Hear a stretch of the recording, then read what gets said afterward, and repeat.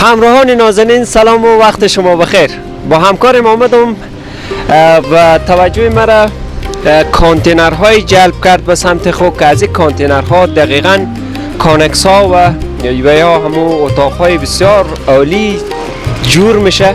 آمدیم تا یک گزارش 0 تا 100 تهیه کنیم و ببینیم که از این کانتینرها چگونه کانکس ساخته میشه. کانکس هایی که واقعا داخلی و از همه امکاناتی که انسان ها ضرورت داره داخلی و ساخته میشه و جور میشه. با ما باشین تا این به تصویر بکشیم و ببینیم که چگونه کانکس های با چه قیمت هایی با چه سایز هایی و چگونه جور میشه. همراه ما باشین.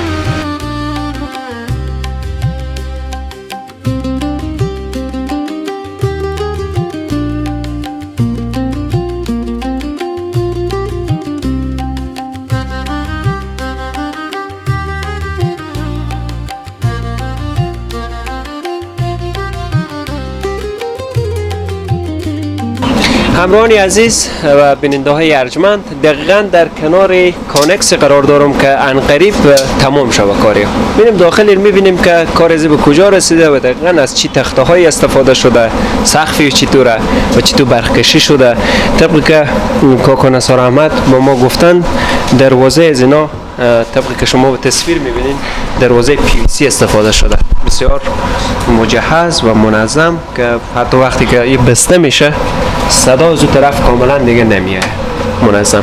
ما میریم داخل میبینیم که دیوارهای از کانکس ها که هسته توسط چی تخته های استفاده میشه و همه چیز مد نظر گرفتن.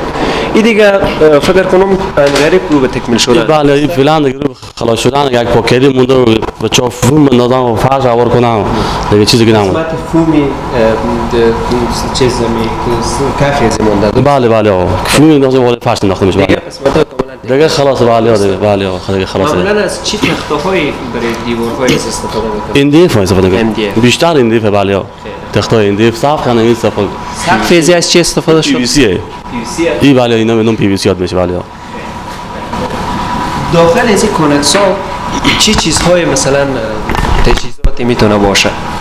مثلا داخل از این به استثنای برق و پنجره دیگه چی چیزهایی میتونه باشه؟ دیگه کابینت هم داره. کابینت میشه، عمودچوی هم میشه. هر رقمی که باز نفر خواسته باشه بز داخل میتونیم ما اضافه کنیم. فعلا این هست کابینت داره. بیننده‌های عزیز، دقیقاً طبقی که شما به تصویر میبینین این کابینت آشپزخانه درسته؟ روی از سنگ میشه منظم و در قسمت بالا که هسته بسیار منظم الماری آشپزخانه دیگه در واقع که همون ظرف گرفته میشه. در قسمت مد نظر گرفته شده که یک یخچالکی کردی به داخل زی بگذارن. دیوارها طبق که شما مشاهده میکنیم از تخته MDF کار شده، بسیار مقبول با کیفیت و زیبا.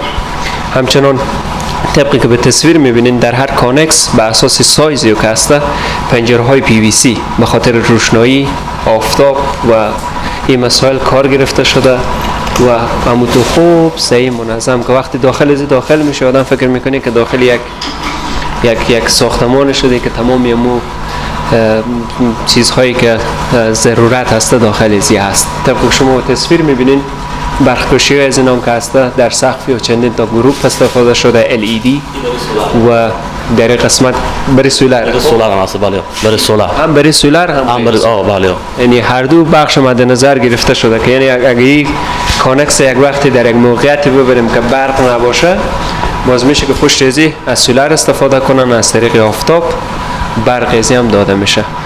دیگه فکر کنم داخل از اینا اگر بخواین بر اساس سلیقه مشتری دیگه تغییراتی هم میشه اضافه کنن، درسته؟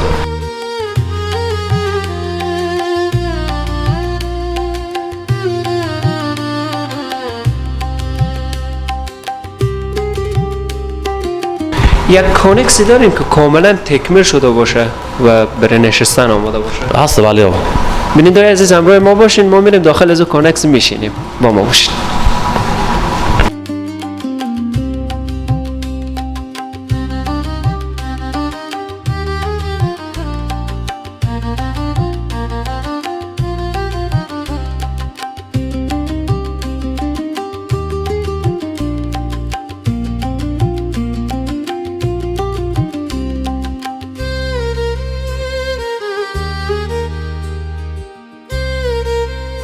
همراهان عزیز، طبق وعده که دادم داخل از کارگاه دقیقا در قسمت قرار داریم که یک کانکس کاملا تکمیل شده و از او مورد استفاده قرار میگیره و اینا دفتر خود توسط می کانکس تهیه کردن.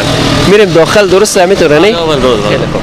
میریم داخل ببینیم که در کل وقتی کانکس ها تکمیل میشه، یعنی تو منظم پنجره دروازه رو به شما نشون دادیم که از پی وی سی و کافی از اینا که هستن تو فرش شده منظم. دقیقا یک اتاقیه، کوچا گذاشته شده، عین شکلی همون کانکسیه که پیشتر به شما تصویر کشیدم، سقفی و برقی و تمام چیز. استادم فکر کنم با همکارای بله شریکم بله. خیلی خوب میشه امروز از این برادرم یک صحبت داشته باشین. السلام علیکم، وقت شما بخیر. چه احوال؟ بخیرین؟ سر شما خوبه؟ یک معرفی کوتاهی میشه داشته باشین؟ اسمم شاپور کانتین فروشی داریم اینجا. بله. شما سهامدار از بله بله.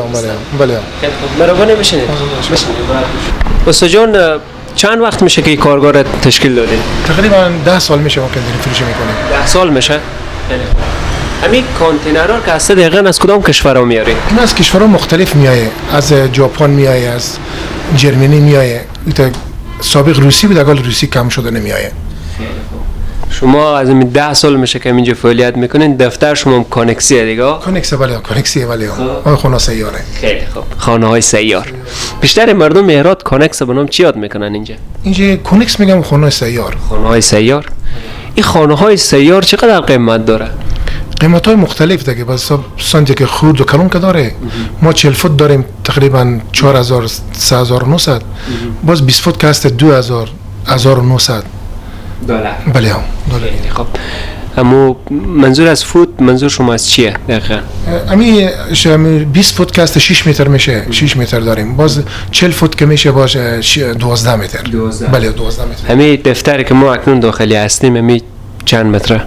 این 6 متر، این 12 متر، ما 6 متر با هم بچسبوندیم. این جورگیه، ما میگیم کانکس جورگی. خیلی خوب.